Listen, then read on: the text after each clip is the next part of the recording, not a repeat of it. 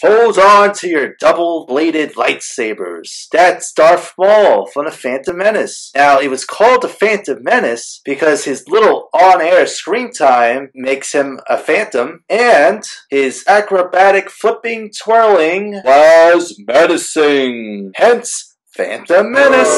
Don't get me wrong, the lightsaber scene from the Phantom Menace with Darth Maul was pretty cool, but after seeing that scene of Phantom Menace way back when, and seeing him here, it just does nothing for me, and I feel worse for those who've never seen the Phantom Menace. Well, I guess maybe that's good. If you've never seen the Phantom Menace, you might be asking yourself, who is that?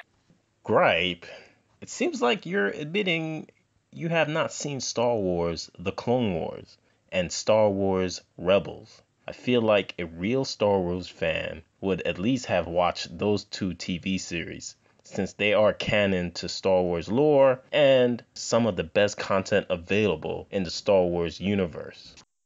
So we last see Maul as a free man in a lawless universe. It makes sense to bring a major character like him back to the big screen as a leader of the criminal organization Crimson Dawn. It would have been odd that we are getting movies between episode 3 and 4 and he never shows up.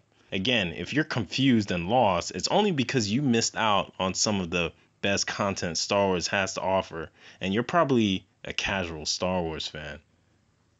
Casual Star Wars fan? I just love how you just throw that in so casually. Oh, I have to watch all the animated TV shows to appreciate this little cameo scene from the movie. Sorry if I'm not so animated. I hope all those diehard Darth Maul fans don't maul me. See, I did tell you my puns were menacing. Anyways, I'm not one of those clones who keep saying, Luke, I am your father. I'm not one of those clones who keep saying, the Force will always be with you. Last time I checked, it was, no, I am your father. And last time I checked, it was, the Force will be with you.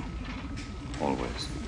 Now, I do get why Darth Maul's cameo was in this movie. It does tie with Kira's storyline. She, just like Han, is trying to escape. She's tied down by other people. This scene is just another example of how it's so hard for her to escape her past life. So I do get that. But what I don't get is this whole timeline. Where does this scene fit in this huge timeline? I feel like I'm a high school student where I have to draw a timeline for history class. What is this, The Legend of Zelda?